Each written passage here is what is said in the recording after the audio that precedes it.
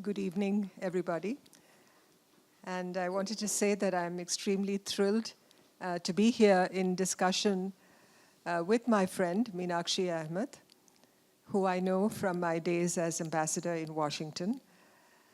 Meena has, as was just mentioned in the introduction, written a wonderfully acclaimed book called A Matter of Trust, India-US Relations from Truman to Trump, which was released about 3 years ago. And now we have a second book from her oeuvre, as it were, and it's called Indian Genius, The Meteoric Rise of Indians in America. And I've had the opportunity to go through this book over the last few days, and I've found it a fascinating account which traces really the lives of some prominent Indian Americans who have distinguished themselves in various walks of life. And I'm going to begin the discussion by asking Meenakshi as to what the inspiration for writing this book was, and then we'll move to the next question. Thank you, Nirupama. It's such an honor and pleasure to be in discussion with someone who I have so much admiration for and who I have watched as ambassador in Washington. She was truly one of the greatest ambassadors that India has sent to DC. I saw her forge relations and really move the relationship forward while she was there. So I think India was really fortunate in having her serve the country in that capacity. It's wonderful to be in Bangalore again, and thank you all for coming tonight. So the reason I decided to write this book was when I was working on my last book, A Matter of Trust. When I was working on the chapter on the civil nuclear deal, I had interviewed the then U.S. ambassador, the then Indian ambassador, who had talked to me about how instrumental the Indian community had been in helping getting the nuclear deal passed. By the 2000s, the Indian community in America had become wealthy, and they had begun to get involved in politics. They had started to organize fundraisers for U.S. senators and congressmen and started to get engaged. So he called them all to the embassy and said, look, this is a very critical moment and we need to get this passed through Congress. So go out and do everything you can to convince your congressmen and your senators to support this deal. So the Indian community fanned out. They held fundraisers and they contacted their congressmen, they met with them, and they told them and communicated to them that having good relations with India was of critical importance to them, and they were willing to put money behind this. And they donated money to their campaigns, and they basically became a powerful lobbying group. And it is really when they began to find their political voice in the US. So that sort of, I was still in the middle of writing that book. I hadn't quite finished, but when I finished writing the book, a little bulb went off and I thought this needed to be explored further. And about the time that my book was published and I had finished my book another thing started to happen. All these sort of newspaper headlines started to come up. Indians are the next titans of Silicon Valley. So-and-so becomes CEO, and it was Indian names proliferating in a way that they hadn't before. Before it was one person here, one person there, but now all of a sudden, Indians were in senior management positions all over. So that began to come together, and I decided to start researching it. And that is how this second book came to be. So how did I how did I decide to, how did I decide to choose the sectors that I did? I mean, I decided to focus on areas where Indians have had a major impact in the US. Indians have obviously been, have everything from grocery shop owners to professors and academics and writers and in all kinds of fields. They've succeeded.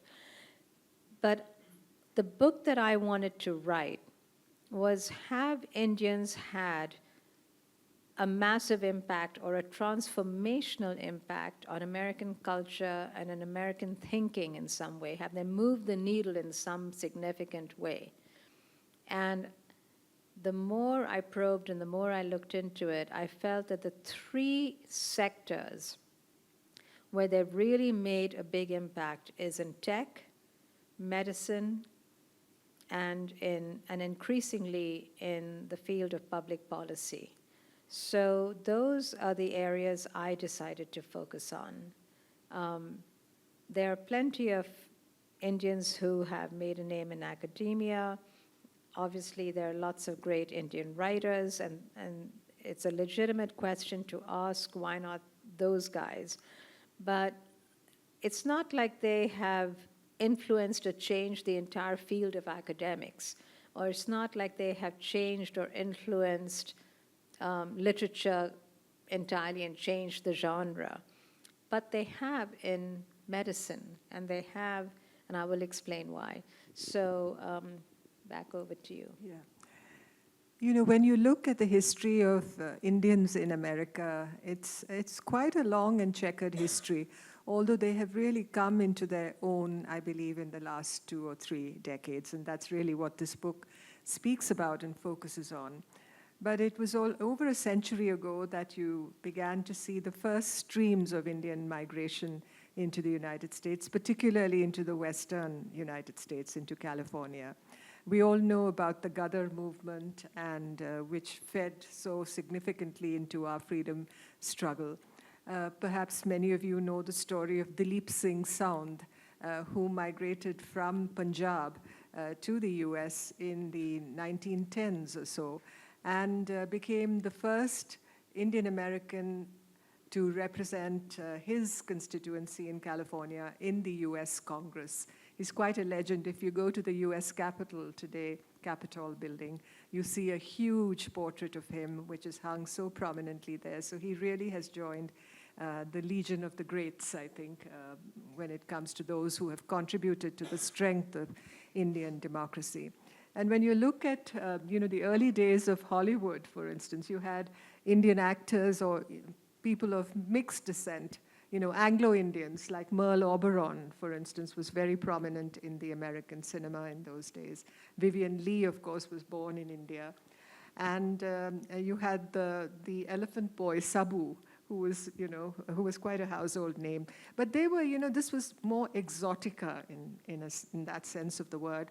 Today, the Indian Americans and the people you've spoken of are really the mainstream of American life today, particularly those who have been born in America, who have been born in the United States, and who believe, as one of them said, in the American experiment, who believe in the American Constitution. But I will allow you to speak on that, Meena. I wanted to focus on the choice of the personalities that you have written about in your book. And of course, as you said, you've had to exclude many. But I was quite intrigued by the fact that Sundar Pichai of Google does not figure in the list of, this Indian genius that you speak about.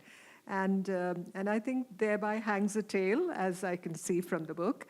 And maybe you'd like to speak about your choice of the people who made it to the grade when you cover the tech sector, Kabal Rekhi, Vinod Khosla, and the 3, young, Satya Nadella and Nikesh Arora and others who really have made the cut, but not Sundar Pichai.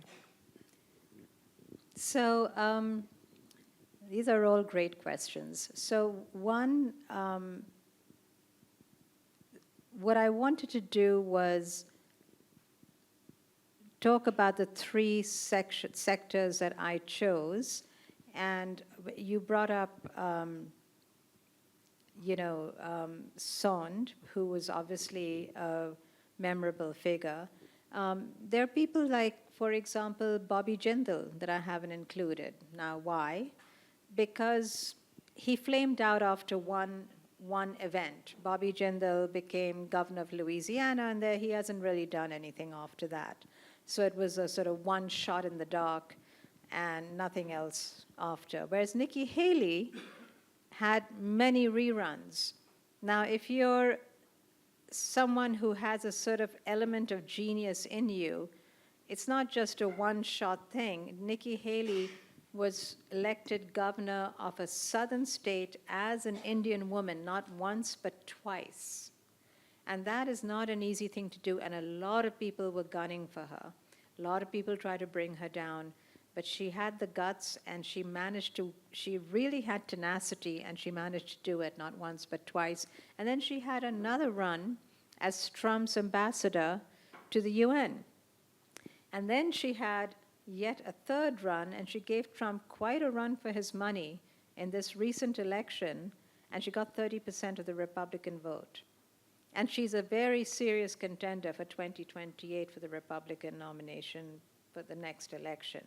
So I felt that, someone like her she has shown that she has grit, she takes risks, and she has what it takes, and she has a gift. And that someone like Bobby Jindal just didn't have. So, you make choices. You've asked and then let me tell you about someone else that I chose and that signified to me what genius is. I'm going to give you the example of Atul Gawande. Atul Gawande is a physician. Many of you may have heard the name. Now, he came up with a book called The Checklist Manifesto. If you've heard about it, great. If you haven't, you should read the book. It was a very simple list, and it was a checklist of 17 things that every doctor should do, or even a surgeon should do, to check off, that they don't make mistakes. This checklist brought infection rates down in hospitals by 60%. I mean, that is phenomenal. That transformed how medicine was practiced across the US, but not just the US. The USAID and all these UN agencies asked him to adapt it to all the way medicine was being practiced internationally, and it was, and now everyone follows the Checklist Manifesto. Now that is kind of transformational thinking. Very simple concept, but it transforms the way medicine is practiced. Then he comes up with a second idea, and his book, Being Mortal, is about how to treat the end of life. Now, 98 Americans are infamously, they spend a lot of money on healthcare costs, but 98% of the cost of American medicine is spent in the last year of life. And if you come to a doctor, it's hard for a doctor to say he can't help you. Every doctor will say, oh, well, if you do this test, you do that test, maybe you go and do that test, we have that treatment, we have that treatment. They never want to say to you, sorry, we can't help you. So what Atul Gawande, with Being Mortal, comes up with this whole concept of dying with dignity, and at some point admitting that maybe this is not what the patient wants, maybe this is something what other people want. And it's a whole concept of dying that began to change the way people think of end-of-life care and how to allow people to die with dignity. And it was a transformational book, and it really changed the way people began to treat end-of-life care in the US. And it's frankly, it was a bestseller all over the world. And some of it was inspired by his Indian upbringing and the way, his father wanted to die. His father was also a physician. And it was sort of influenced by Indian philosophy, but it was transformational. And so I felt someone like Atul Gawande was a transformational thinker, a real genius, and he transformed medicine in many ways. So I chose someone like him. I'm also going to tell you about Deepak Chopra. I wasn't going to include Deepak Chopra. I was sort of skeptical of him. I thought, New Age, mumbo jumbo and all that. And then I met a friend of mine, Rajiv Chandrasekharan, who is a Washington Post national editor. And he said, you have got to include Deepak Chopra. And I'm like, why? And he said, listen, I was with a policeman in the rural hills of Virginia doing a drug bust. And here I am driving around in the hills of rural Virginia with a white policeman who was not particularly educated, sort of rough, kind of a Trumpy guy. And this guy is all stressed out and talking about his divorce and this and that and, all his stresses in his life. And then he pops in a Deepak Chopra tape. And then he sort of starts to relax and unwind and says, okay, I'm good now. And Rajiv says, where'd you hear about Deepak Chopra? And this guy says, oh man, this guy saved my life. And so Deepak says, he says, how has he saved your life? He said, I was under so much stress. I have this high-stress job. I do drug stakeouts. I'm chasing criminals. And, I have to do, I have all these crazy hours. And he says, and, I have this custody case in court, and I'm divorcing my wife. And he says, I have a mortgage to pay, and I'm behind and I've got debt. And he said, my life is really awful. And he said, but I've discovered Deepak Chopra, and I can manage my life. All I do is listen to him, and he calms me down, he centers me, and I know how to proceed. So he said, listen, Deepak Chopra isn't just for Beverly Hills yoga, Oprah Winfrey types. He says, Deepak Chopra is helping people like this. He is someone who's appealing to people across the board. This guy really is the real thing. You really have to pay attention when someone is that influential to so many people. So I began to read. Deepak Chopra has written 90 books. I was sort of shocked to find out. And, normally when I go and interview someone like Fareed Zakaria, I read all 7 books, or, whoever, I try and read their books before I go and watch their interviews. And I thought to myself, there's no way I'm going to read 90 books. But I read a good number of his books. And I have to tell you, I was shocked. I found myself getting quite engaged in them.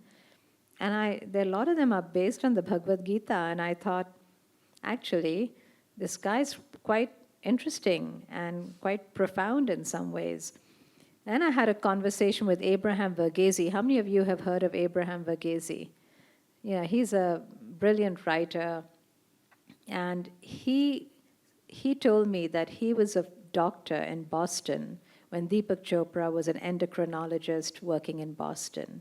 And he said, Deepak Chopra is a serious guy. He was a serious physician. And that he actually knows his stuff. And that he said he actually also has read some of Deepak Chopra's books and finds them quite compelling. So he said, if you thought he was new agey and have now discovered that some of his books are compelling, don't be surprised at yourself. He said, I did too. So I said I was thinking of putting him in the book, and he said, I think you should. So Deepak Chopra is actually in the book, and then I met him and I interviewed him, and I'm glad he's in the book.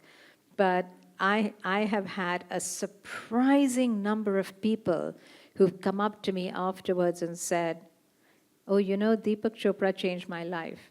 I mean, just from remarkable, someone who was Biden's chief of staff, the wife of Biden's chief of staff came and told me that her father was suffering from cancer and went to see Deepak Chopra. And Deepak Chopra changed his life and helped him die. I mean, it's just amazing how many people.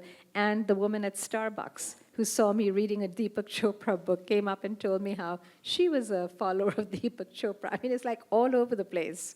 So, you know, he really has had an impact across the board. So this is just to give you an example of some of the choices I made. Now, you asked about Sundar Pichai, and this is Bangalore, and tech. This is a tech community, so let's talk about that.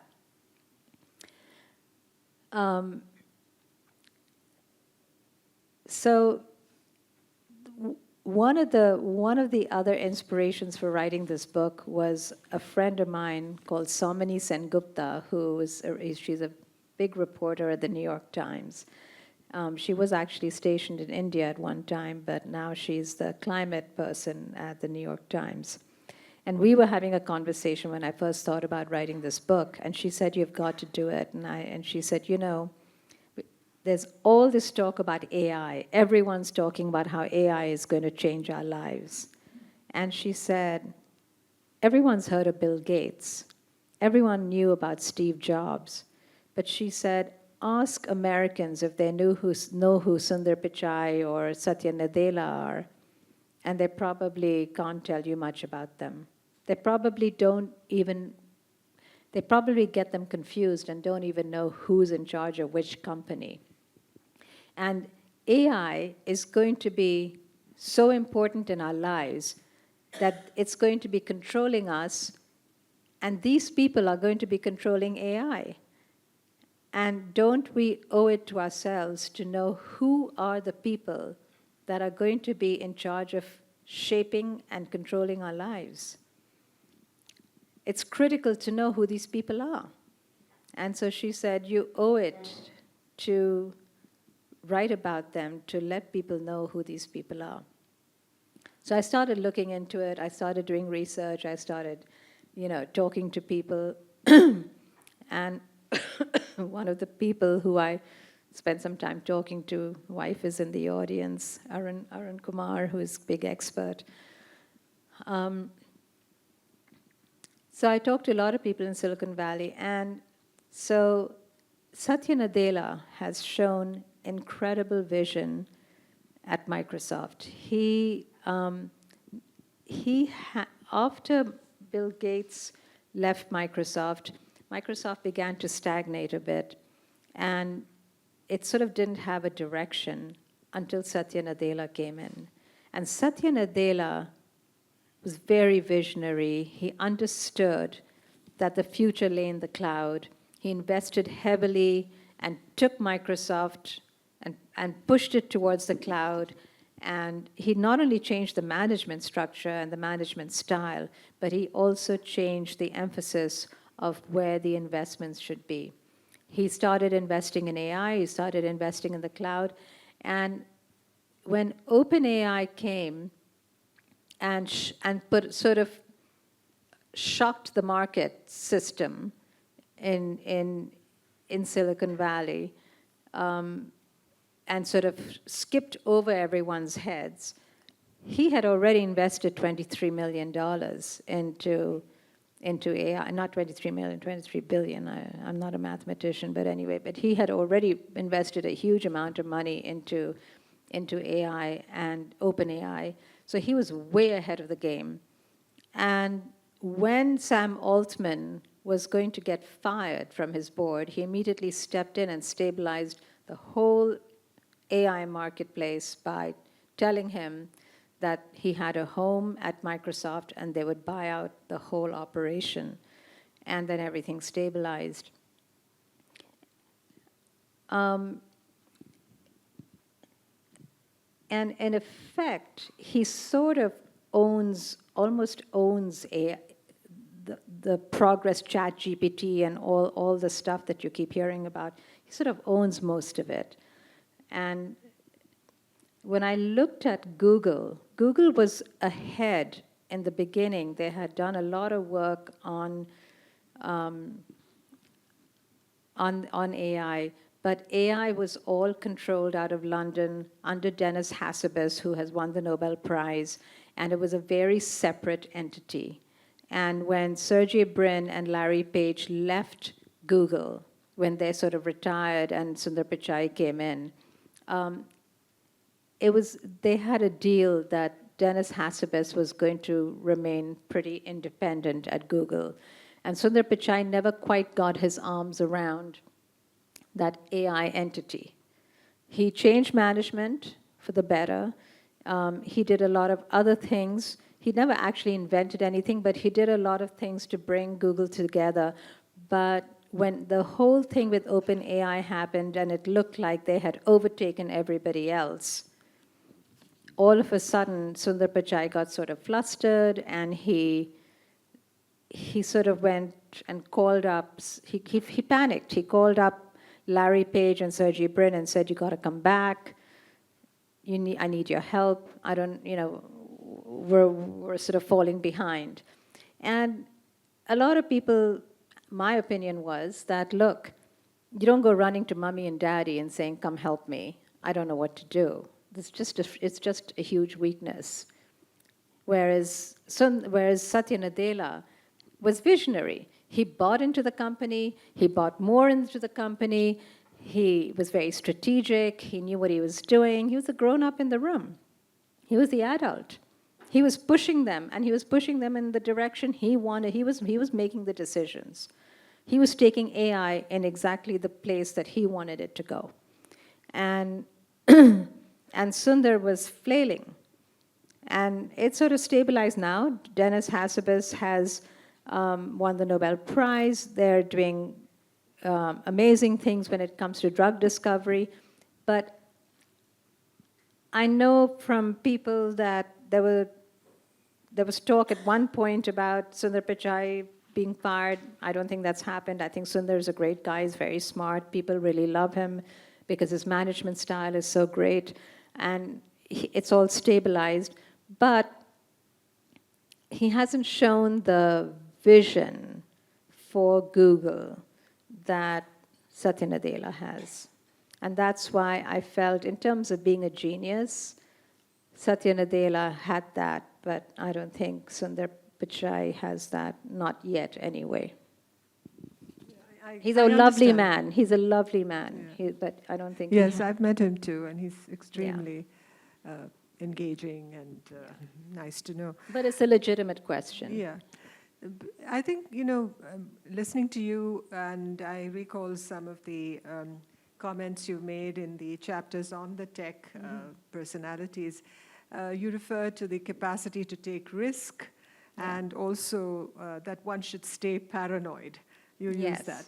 And I go into this in quite a lot of detail in the book. If you're really interested, read the book, because I go into details I've backed it up in the book. But those of us who study America understand that the whole story of America is about breaching new frontiers and having the ingenuity and that capacity to take risk and the capacity to imagine and to be creative. And I think the people you've spoken of in your book certainly demonstrate that ability and that capacity. And the other thing I noticed about was the diversity of the achievement that you write about. When you speak of the tech, geniuses, they have, completely conquered the unknown in many ways. When you speak of the doctors and scientists, you're speaking of the human quotient. You're speaking of the culture of kindness, which is also very intrinsic to being Indian. And in the concluding part of your book, you speak about how being both Indian and American creates that efflorescence that contributes to genius. And I thought that struck me a great deal. And my question, therefore, is, as these waves, one doesn't know how immigration into the United States will evolve in a Trump era. But assuming that the numbers of Indian Americans in America goes up, because they're growing exponentially. Every decade, they almost multiply. And today, they're close to 5 million. We don't know what the numbers will be at the end of the next decade. Do you see that same efflorescence, or have the conditions changed so much that that, people come and go in the movement. The traffic between India and America is so much more back and forth, much more than it was before. And people, don't come to America just to stay there. I think there is this, they are migratory creatures in many ways. It's almost like they spend some time in the United States and then go back to India. Things have changed so much since the early migrants. The first wave that went in 65, and I went to study in 1971, 70. Think about it. There were no cell phones. We had to write letters home. It took 3 weeks to write a letter. It took 3 weeks to get another letter back. You were hardly able to talk to anyone. It was way too expensive to make a phone call. Maybe you called twice a year. Even trips back were very expensive. Maybe if you did your undergrad in 4 years, you made one trip back. India, whoever grew up in a socialist country, whoever grew up in socialist India in the 60s, 50s, and 70s, knew that we were all poor. None of us were wealthy. Maybe there were a handful, 5 people in business, Tatas, Dalmias, Birlas, and all that, but the rest of us were all sort of, doesn't matter whether you were a Brahmin or a lower caste, everyone was basically middle class. No one had that kind of money. When you talk about ordinary people today supporting their kids' education in America and sending them thousands of dollars, is just unheard of those days. We all had to make our own way. Communication today is so global.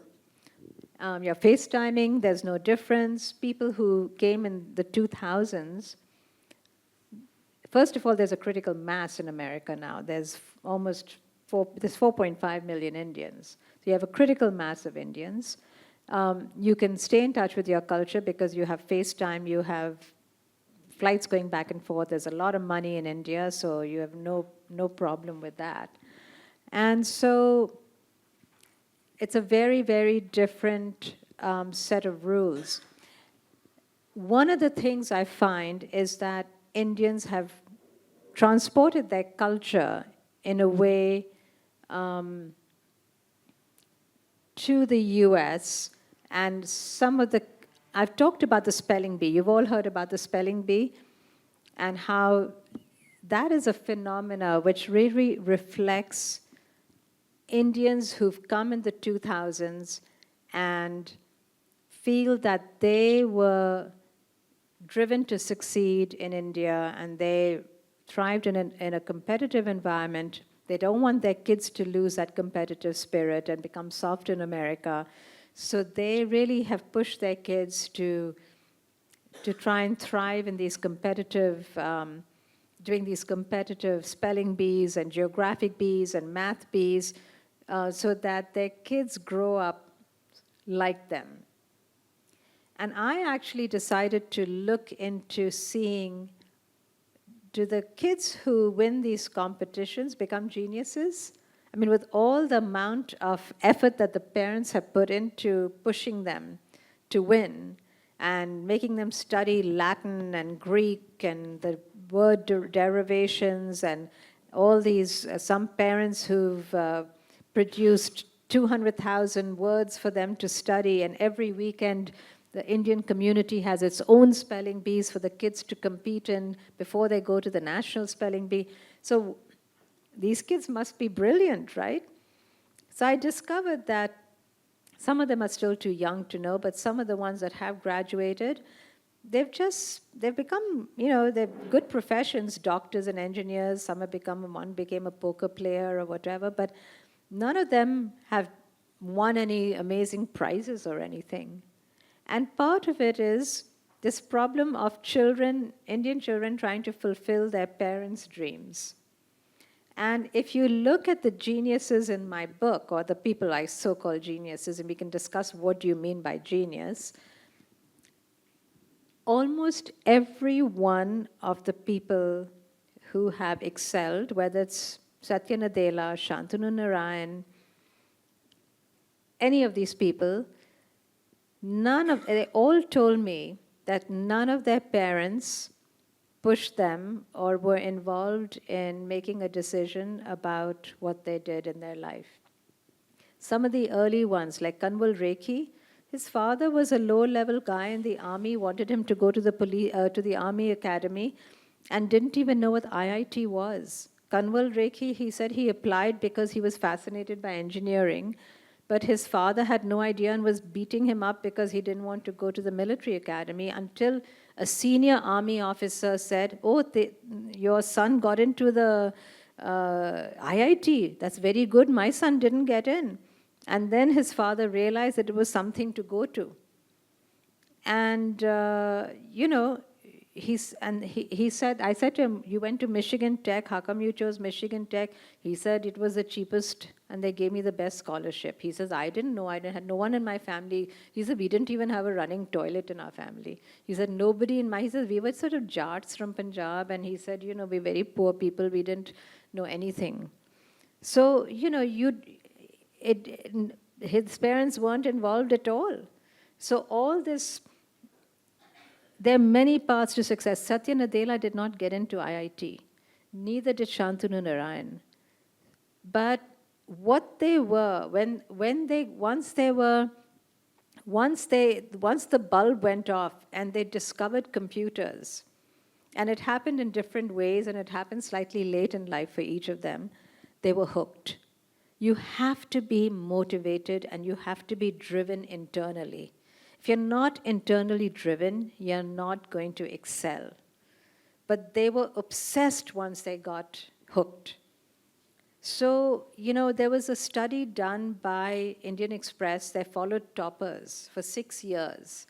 And they discovered, and they interviewed some of the professors at IIT, who said that sometimes it's not the children, it's the parents who are the problem, who often will, the first thing they ask when their kid comes to IIT is, "How much will my child earn when he graduates?" Or, "What is the salary going to be? And what are the job prospects?" And he says children are basically there fulfilling the parents' dream, because the parents have invested so much money in getting them the tuition to pass those exams and this and that and the other.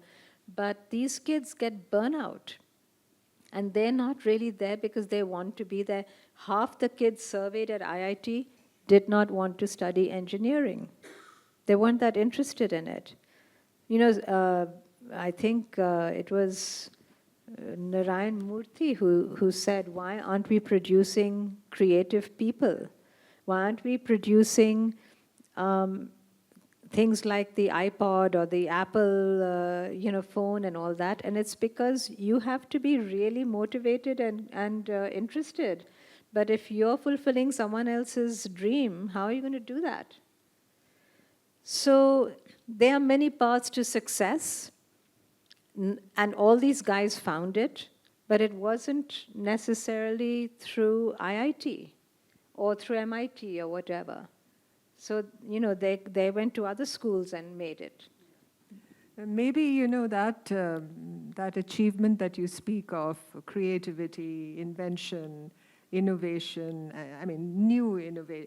new products, will all perhaps come from that generation that is rooted in the American environment, but is of Indian descent, obviously learn something from their parents, but are also schooled so much within, the system they belong to, and a system that perhaps encourages thinking out of the box, and being ingenuous and being creative. Perhaps it's that melding of those two traditions that creates the genius that you I was told over and over again in Silicon Valley that failure is just, if you haven't failed at something, you're not considered someone who is creative. That you should have failed at least a few businesses to be considered creative. Failure in India is not viewed positively, whereas failure there is viewed positively. It's okay to fail. And so, that was a new concept for me, even. But now that is the case in that field. I don't think in medicine you can quite use it. Doesn't quite transfer. Yeah. But the fact is, in all Asian cultures, I think failure is treated in a very negative and disapproving way. But I And think it's very interesting to read. What I've tried to do is not get in between you and the people who are imparting the wisdom to you in this. I wanted to ask the questions and elicit what they had to tell you, how they got to success. How did they reach the top? How did they deal with their sort of challenges, obstacles? Some of them had obstacles. Of course, they all had obstacles. How did they circumvent them? What were their challenges and what was their inspiration? How did they make it? That's what, when taking off about failure, I'm thinking of the two women you write about in the book. Indra Nui and Chandrika Tandon. Chandrika Tandon and Nikki Haley. Nikki Haley. Nikki Haley. And I was struck by what Chandrika says, that regret is a wasted emotion. Right. And the active political courage that Nikki Haley has demonstrated when she ordered, as governor of South Carolina, the taking down of the Confederate flag after the Charleston massacre. I mean, these are extraordinary decisions, and they impact the course of history. Right. Don't you think? Absolutely. Yeah, and I think genius is defined in that sense also. You talk of grit, you talk of courage, you talk of intellectual and the ability to take risk. Ability to take risk, exactly. So I'll give you an example of Chandrika Tandon and the ability to take risk. So here's a person who, everyone's heard of Indra Nui, her sister, who becomes head of Pepsi. And, I've talked about Indra Nui in the book, and she's very accomplished, but she's not the genius, in my opinion, of the two. She followed an ordinary trajectory. She went to Boston Consulting, then she goes to Pepsi, and she rises up the ladder through the hierarchy at Pepsi, and then eventually becomes CEO. Now, it's an achievement, no doubt, to become the first Indian woman CEO of a Fortune 500 company. It's not a small accomplishment, huge accomplishment. So, I don't want to at all, minimize that. But it's a traditional route going up the hierarchy of a company. Let's take a look at her sister, who you may not have heard about, Chandrika Tandon. So she works at Citibank. She goes to IIM, then gets a job at Citibank here. And she invents a way to do cost-benefit analysis that's completely novel. Citibank is so taken by this new concept, they say, you better go to New York and teach our people in New York how to do this. And she's only in her 20s. And they say, we need you to teach everyone in New York. So she goes off to New York to teach everybody there. McKinsey consulting company hears about it and hears about her. And someone goes to meet her and interview her. And then they say, can we recruit you and bring you in for interviews to New York? So they bring her to New York for interviews. And she has a whole series of interviews. And they recruit her to join McKinsey. She joins McKinsey, and within a few years, her job is in banking because her specialty was banking. Her job is to restructure banks, and she becomes the first Indian woman partner at McKinsey. Now, most people will say, I've become the partner at McKinsey, I'm making huge amounts of money, I can retire. That's it, my career is great. Not her. She leaves McKinsey and takes a huge leap in the dark, takes a huge risk. And this is in the 80s when there are not that many startups and women entrepreneurs and all that, even if you're white. And she sets up an office in her accountant's office, and she says, I'm going to start my own company. I can do this on my own. And then she has no clients. And she's wondering, did I make a big mistake? And then one client comes in through the door who's going to restructure his bank, and someone tells him, go hire her, she's the best. And he comes in, hires her, she does a great job, and when she's done his bank, 4 other people come in. And after that, she is so busy, She's now doing the Bank of Brazil and Fleet and Chase Manhattan and all the big banks that you can hear of, and she doesn't look back. When Indra Nooyi is becoming CEO, she's at the height of her career.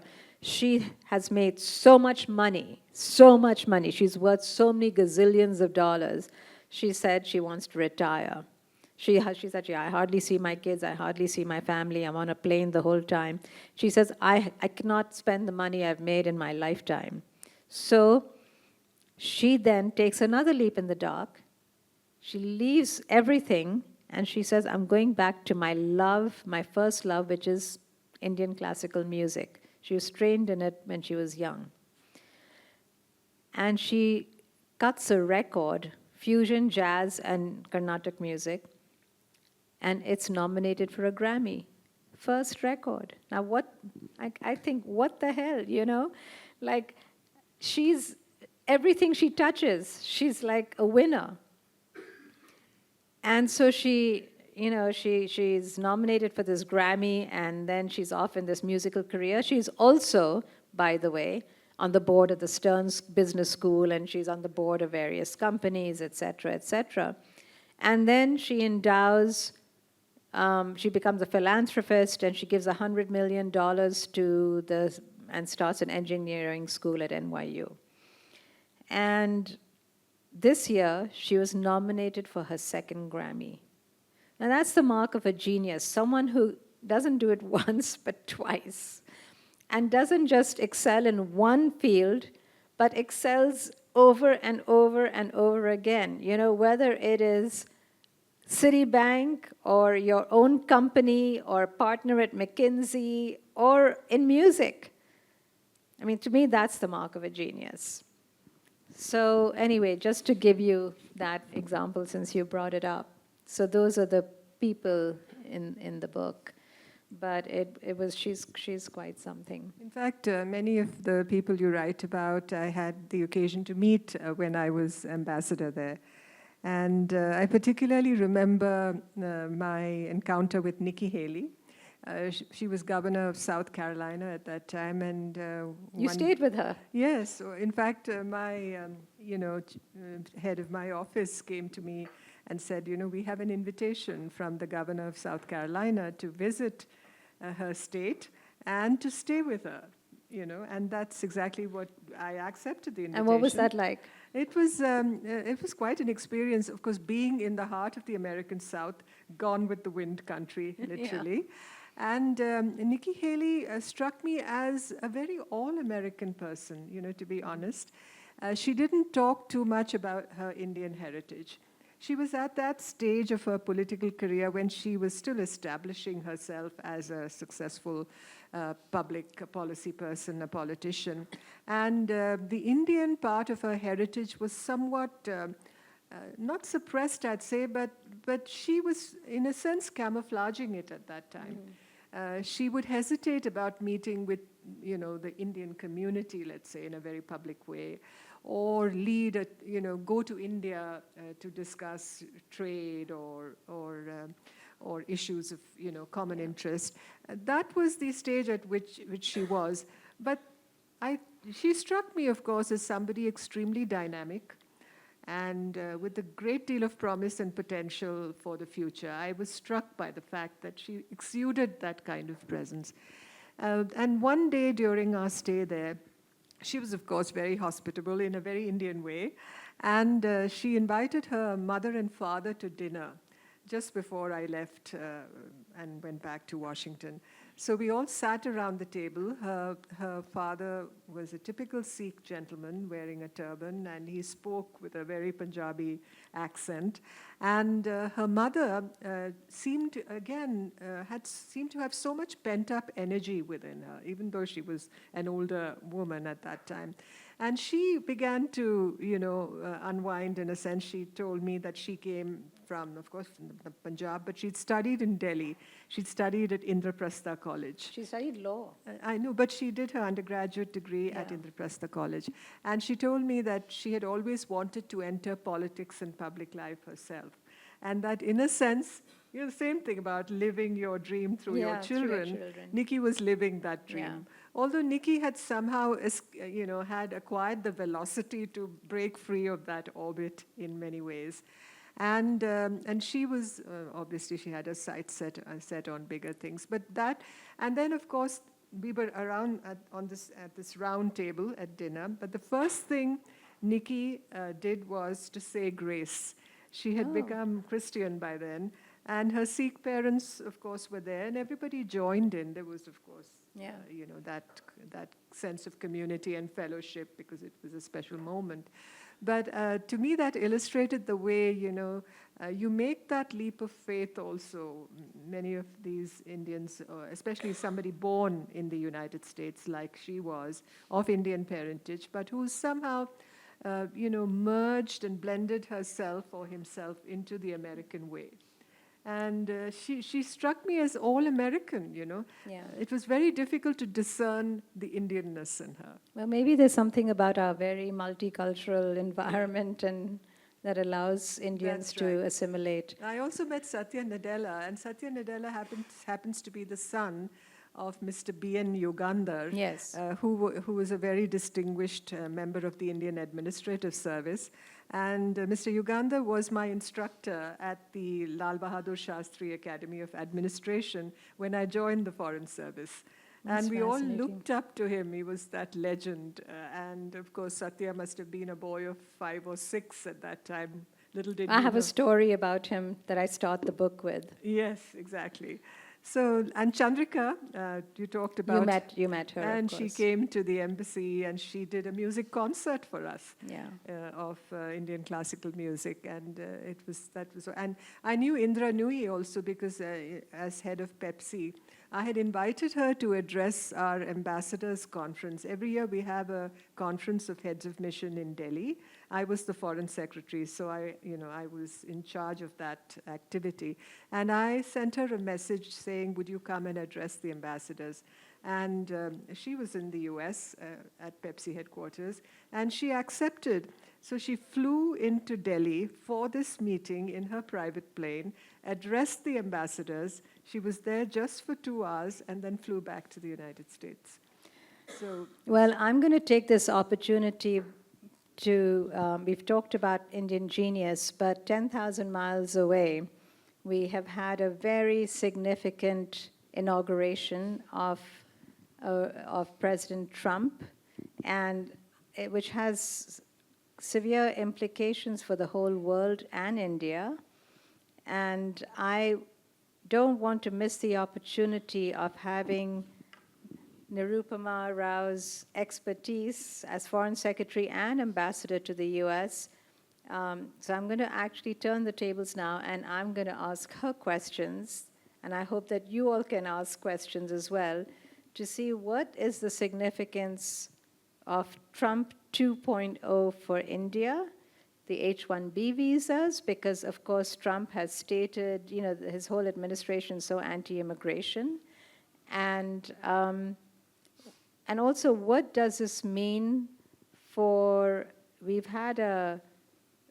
since World War II, we've had an architecture of alliances that the US has developed and an international liberal world order based on the rule of law that Trump is threatening to blow up.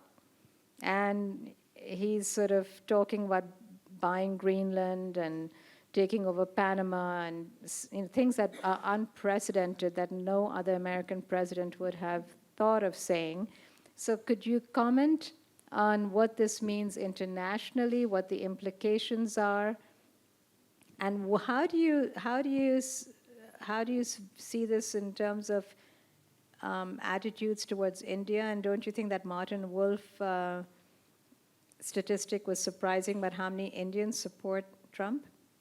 that's right. Martin Wolf speaks of a recent survey done by a European institute, a research institute, which looked at public opinion in a number of countries across the world. And the percentile of Indians who support the return of Donald Trump to the presidency was 84% of those surveyed. whereas for many Western countries, allies of the United States, the percentage was far lower, 17, 18%, which indicates, how divided opinions can be across international frontiers. I think in many ways, Meena, geopolitics, someone said recently, has returned with a vengeance. And Donald Trump, in my view, has a very 19th century view of the world because he's speaking of manifest destiny. Now, manifest destiny, as you know, was the term used in America when America was expanding its frontiers, when it was moving west.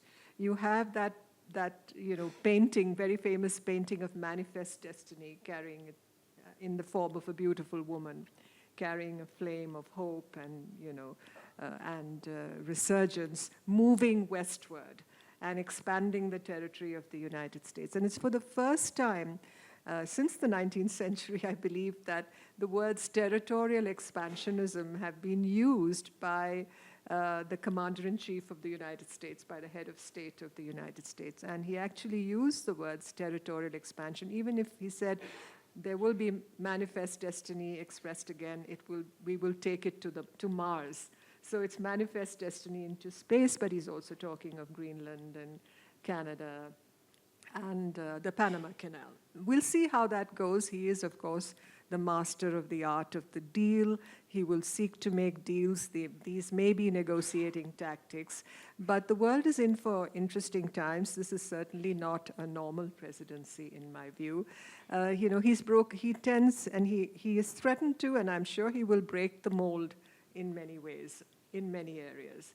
And, the United States has always championed a rules-based international order. They've been kind of the high priests, the vicars of that order.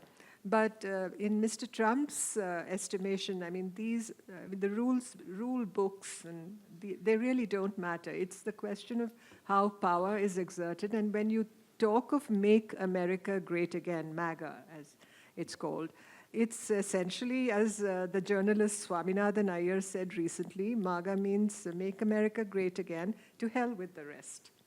Essentially, it's about the rest of the world had better take care of themselves, had better, in a sense, genuflect, I think, before the American power and American might and American, just the asymmetry of power between America and the rest of the world. And I think that is something he's going to really leverage. We'll see how it's going to work with China. He has a whole lot of people within the administration, within his cabinet, who have tended to be hawks on China. Mr. Trump himself is quite ambivalent in his statements about China, about Xi Jinping, as he is about Putin. He obviously likes strong-armed leaders. He looks up, if there's anybody he looks up to, it's that category of leadership. And what does it mean for India, your question? As far as the relationship with India is concerned, if you take a cue from his first presidency, we didn't do so badly. Mr. Modi, our Prime Minister, and President Trump have had a good chemistry throughout. But good chemistry in itself need not be, the ultimate measuring medium for good relations and the durability of bilateral relations between the two countries. We'll have to see what happens on trade. We'll have to see what happens on export controls. We'll have to see what happens on energy and energy independence, which India is so wedded to.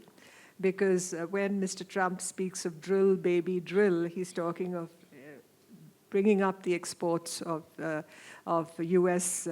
shale oil, natural gas, and he's thrown climate change policy out the window also. Whereas we in India are talking about renewable energy, increasing the quotient of renewable energy generation in our overall energy, production as the generation. So I'm sure there will be areas of dissonance and areas of difference. I think the challenge will be to manage this and to show the agility and to make the adjustments where it's possible for us to make the adjustments and to be good negotiators so that we can safeguard our interests. But these are going to be interesting times. And the H-1B?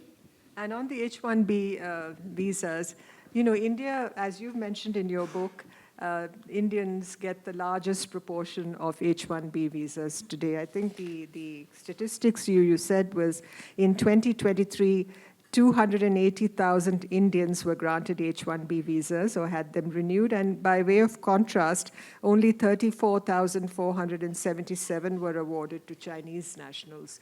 You would imagine that, you know, the relationship between the US and China is so much bigger than that between the US and India, but this doesn't apply to the issue of visas.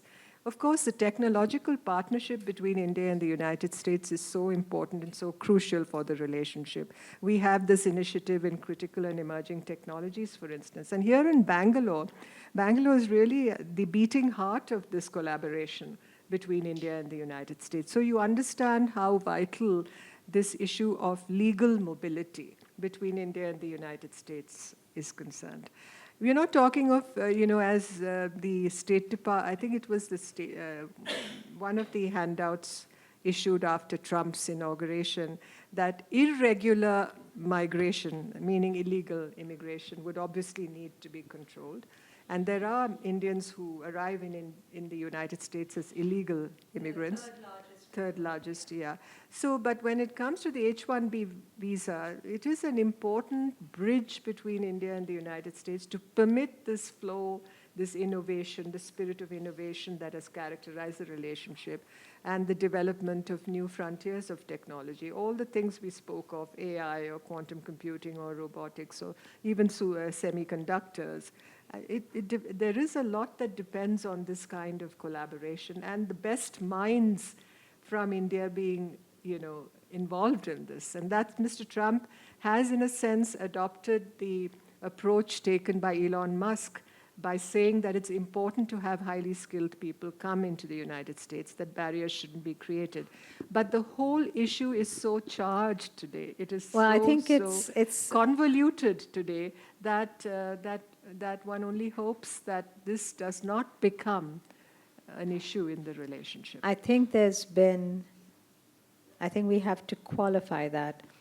The tech bro community, Elon Musk, headed by Elon Musk, did say that they want skilled people to continue to come in and the H-1B visas to continue. But we've seen the first casualty. Vivek Ramaswamy has been pushed out, the Indian. The MAGA crowd don't like it at all. But they haven't, I believe I don't know if they've gauged the implications. Well, I mean, of this. they have, Steve Bannon and, you know, they came out very clearly and said that America was built by the whites and that they don't need Indian invaders, right? They came out with a statement. I think that there is a very strong group of anti-immigrant, anti-Indian people within the MAGA group. Stephen Miller, who is one of his chief policy architects, they don't want immigrants. And Steve Bannon is obviously still one of those people. So we'll see who wins out in the MAGA crowd, whether it's Elon Musk. But Elon Musk has already had a falling out with Vivek Ramaswamy. So I'm not sure that, I think this is all going to be very interesting to see how this plays out. I'm actually surprised that to see that statistic in the FT, because I'm surprised that 80% of Indians support Trump. Because 84. I'm not sure it's reciprocated. I think, should we open it up to yes, questions? Yes, I think we should. I have a couple of questions. I think one about Trump. So what the rise of Trump in some sense has normalized casual racism, and having friends in the US, I can see that in the last administration also they faced that. And also I feel, I have a contrarian take on the H-1B policy and I want your opinion. I feel like many of these Indians were actually, it's great that they're successful in the US, but also points to the fact that so many Indians are trying to migrate legally and illegally points me to the policy failures of the successive Indian governments. So I feel there's the success of the H-1B program is actually a failure of Indian public policy. That is my take, and I would want your views. And last but not the least, you pointed out that the rise of US imperialism very overtly. How do we kind of stop maybe India becoming like a client state like Pakistan? Because that danger, I think, still exists. I don't think India would be a client state of the United States. I don't see that. I don't visualize that. I don't think the flow of Indian opinion or Indian body politic is, there's any indication that that is going to happen. But I would also advise against, and I would say that there is no room for complacency in this Trumpian world that we are entering today. I really don't know how good things will be for India. I have to, flag that issue. I think for Trump, it is Trump Zindabad all the way. It is Trump Zindabad. Whatever happens, Trump has to win, winner take all. If, we get some of the dregs in that process, well and good. And about H-1B visas, whether it is I don't really know. I think it would be a bit far-fetched to say that the H-1B visa is a reflection of the failure of successive Indian governments. I suppose what you mean is the inability to keep this talent within India and to prevent the brain drain. But, we are at a stage of our development, and over the last 70, 75 years, these things have certainly improved. I know I have friends who were at IIT Kanpur in the 70s, and this gentleman is now a professor in one of the leading universities in the United States. He once told me that every IIT student on graduation day, they would sit around, that evening and ask each other, have you received a telegram from home? And the telegram from home is really the telegram from the United States, asking whether, telling them that they would be placed somewhere in some leading university, they would be given some scholarship. So home was the United States. But that's not the case today. Not many of our top engineering graduates are going to the United States or going abroad. Many of them our economy has grown, there is much more requirement for them here. So that is transforming itself as India is becoming more developed and more economically transformed. I think that is changing. But if we are able to contribute to technological development that can be shared, that can become an international public good ultimately, I think, and also helps our national interest and national security, we should be able to collaborate with the United States. And the H-1B visas certainly help. I'm not saying that we should just be service providers. I think that I agree. We have to evolve beyond that. But I hope that happens. And I think that will happen as we become stronger. I'll just say one thing about India's independence. Right from the get-go, India was committed to non-alliance, as you probably are well aware. And even though they've changed the name non-alliance to strategic autonomy, that Jaishankar now calls it, it's basically non-alliance. And I think India has not catered or, they're not subservient in any way to US interests in that sense. I mean, I think they have become, they get along very well. They have strategic interests that are far more aligned now.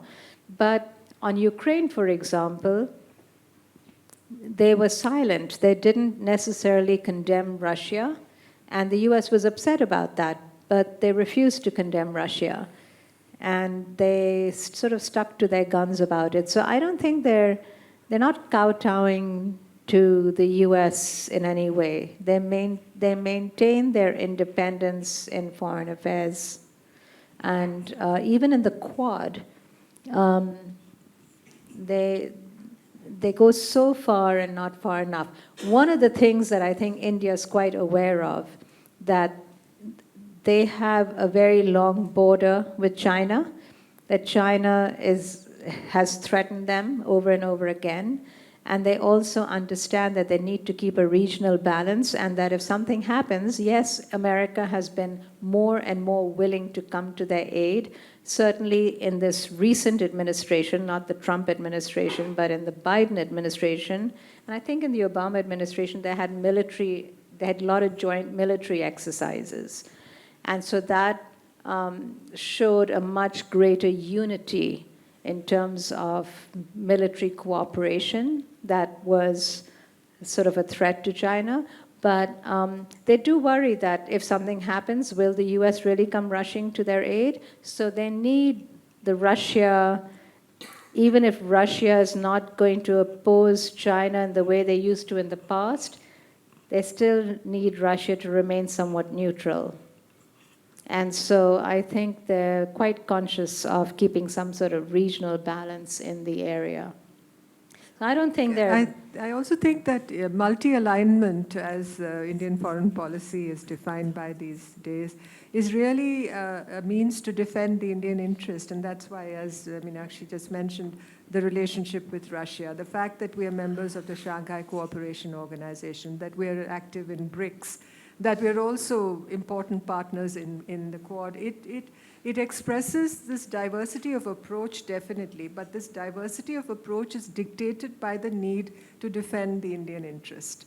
And that is why we are not allies of the United States. We are partners. We are very important strategic partners. It's a comprehensive, strategic, global partnership. They've never signed up for an alliance. So being a client state of the United States, to come back to your first point, seems very unlikely. Let's go to the next. My question is out of all politics. If you see Indians, and let me take especially IITians who went abroad, US, I'm talking of my 80s when Silicon Valley started. So they were extremely successful in the Silicon Valley, which I attribute IITs had the computers before, first computers in the country. Literally, like IIT Madras had it before ISRO had it. And ISRO used to use the IIT Madras computers. And as IITians, like in our hostel, we didn't have a fan in Chennai, in Madras. And we used to sit in the computer center because it was air-conditioned. You could fiddle around with the computers, and you could earn some money typing those cards for ISRO, 25 paisa per card we used to get. So I think that was a success area. I'm coming to my question. Doctors, yes, I thought they slog it out, and Indians could slog it out much more than the Americans could. Academics, you didn't take academics. I see academics, you go to any institute, you'll see half of them are Indian professors, or maybe a hell of a lot of them. But this one, my question I'm coming to, this one sector, which is the manufacturing sector, or product innovation, product creation, is Indians are not there. I don't see them. Why?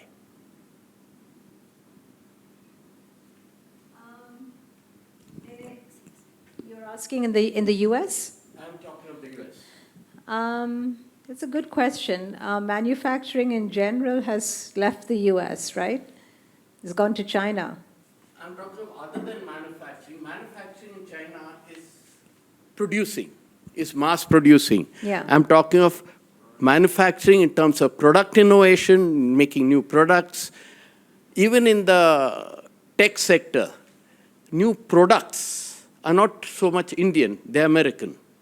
New products are not Indian. New products in the medical sector are not Indian. They're American, German, whatever it is. Yeah. Products, product innovation, creation of new products is not so much Indian. I mean, I don't see. I think that's It's not so much Indian, you're saying. Yeah, I don't see Indians on the top of the world there.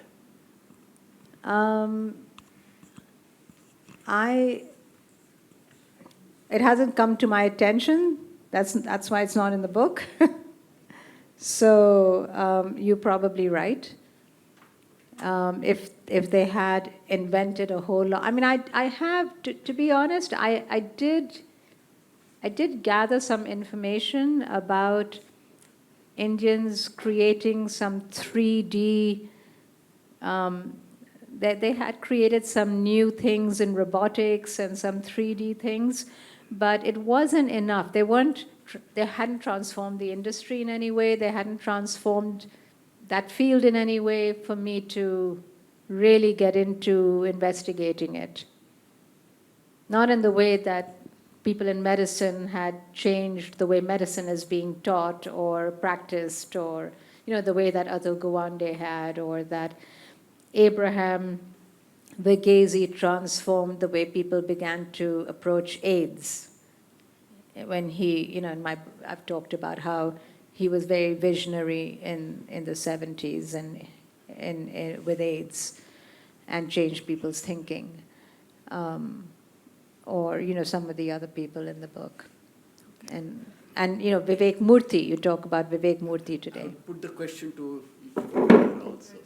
To me, well, I must confess that I haven't studied this subject in depth, and I think Meena's book talks about, some criticism that is leveled at Indians, especially when you spoke of the spelling bee and comments that were made about the fact that you don't find too many Indians, outshining their peers in the field of innovation or new inventions or creativity in general. But I would qualify those comments because there are obviously strengths that we possess in other areas. I mean, we may not be perfect in everything, but the book itself tells you, how distinguished these careers have been and what a mark they've made. Somebody like Fareed Zakaria, for instance, he's an influencer. He's able to speak about global geopolitics today in a way that influences people's minds and provides some sense and sensibility in what is a very confused scenario today. And I think our talents lie in many areas. They need not just be defined by one definition. Are they creative, or are they inventive, or are they innovative enough? I think it's the sum total of the contribution that we make to human society, in my view, that matters.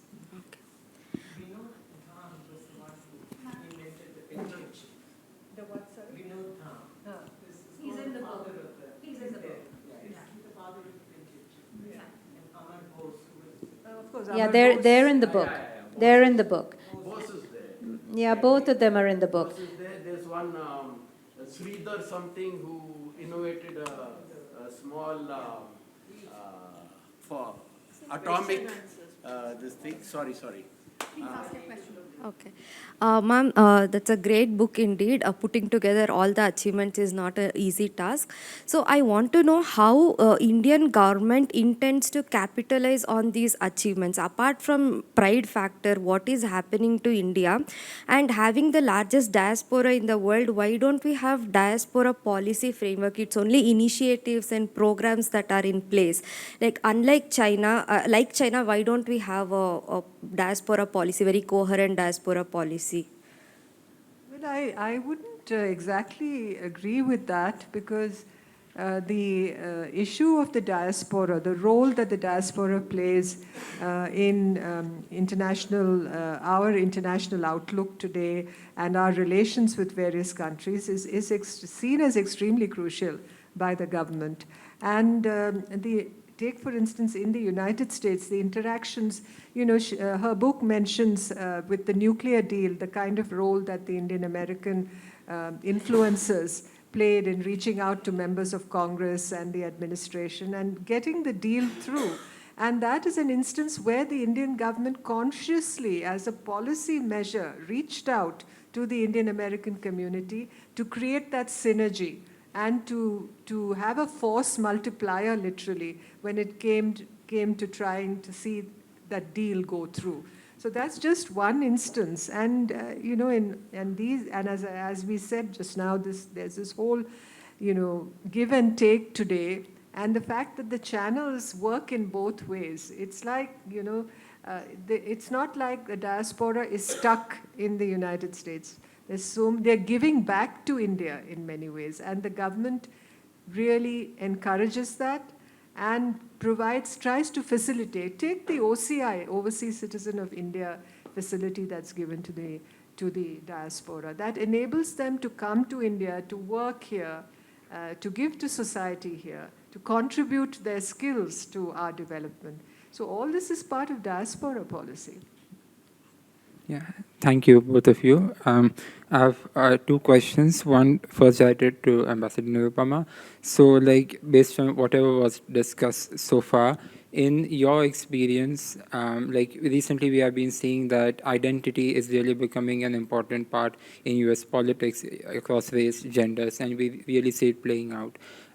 Do you think have Indians been successful in trying to mainstream the Indian identity the way, let's say, the Arabs have been, let's say, when it comes to issues around Palestine and things like that? Like, since you mentioned about the nuclear deal, how Indians lobbied, not many people here know about it. Like, even I heard about it for the first time. So do you think there has been a lack of mainstreaming the Indian identity, or is it more like a safety net, you know, to kind of become a model minority to integrate into the American society?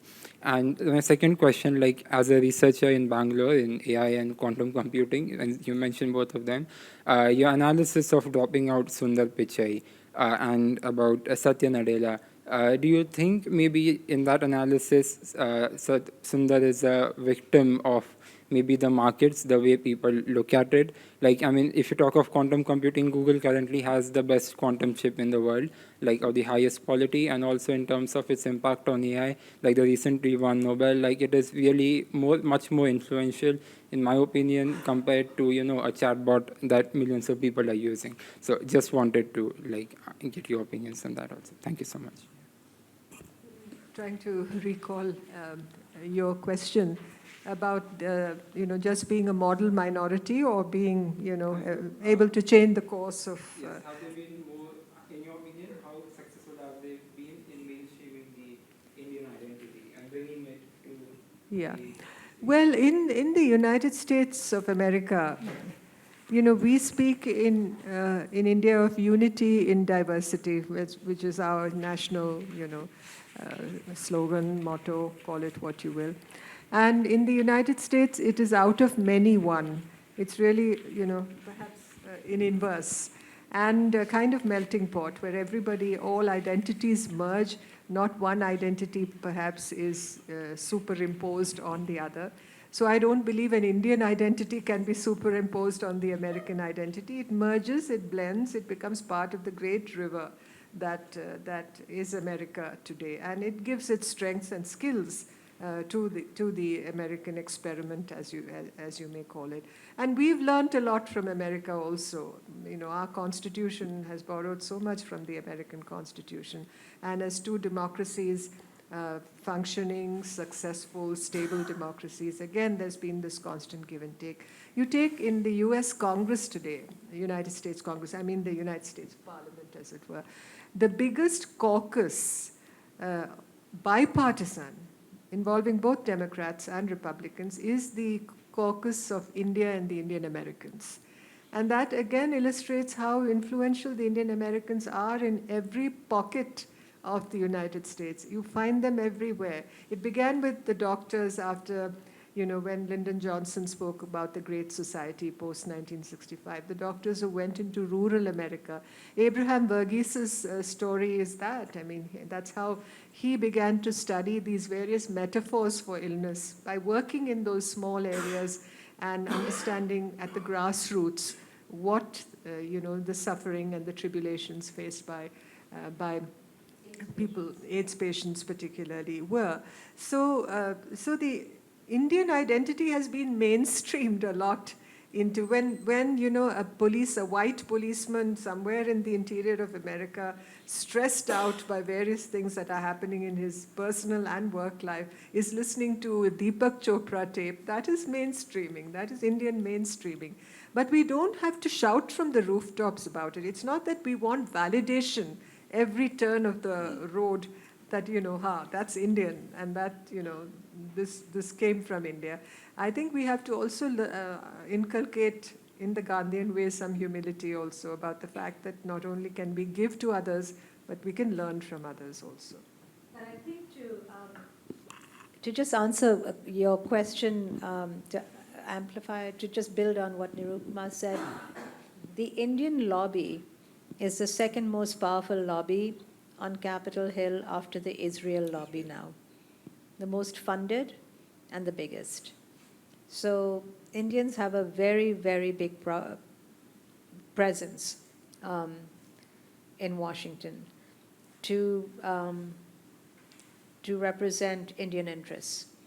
And this lobby is for both the diaspora living in the US as well as for India-US relations and things that involve India. So I think that India is very well represented now. It's very powerful. Good evening. Thank you so much for a wonderful discourse, very enlightening. Well worth the 75 minutes my buddy and I drove to come here. Meenakshi, I would like to call you out on your earlier promise of defining, you've already discussed Indian. Please help define genius from the context of your own personal story or personal story from Calcutta all the way to US, UK.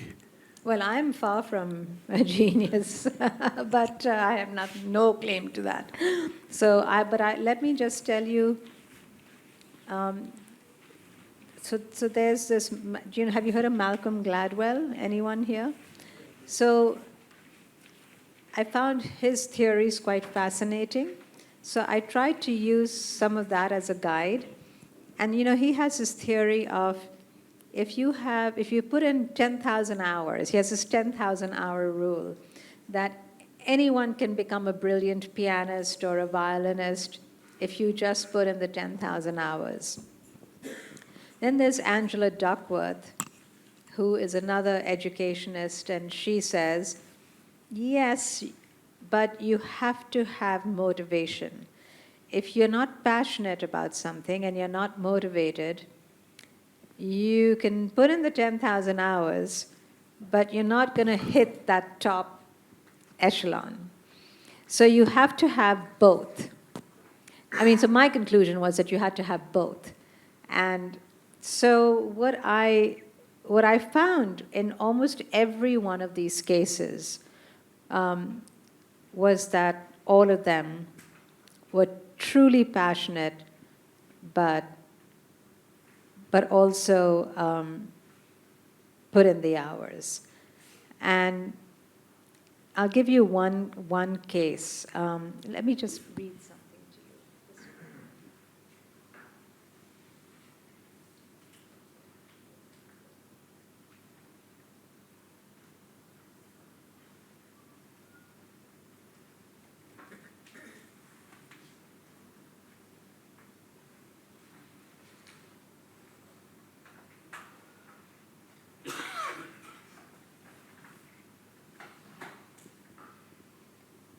So if you'll indulge me for a minute, I'm going to read out something to you which tells you a little bit about passion. And you've all heard of Preet Bharara, this lawyer but not all of you will have heard of Neil Katyal, who I have profiled.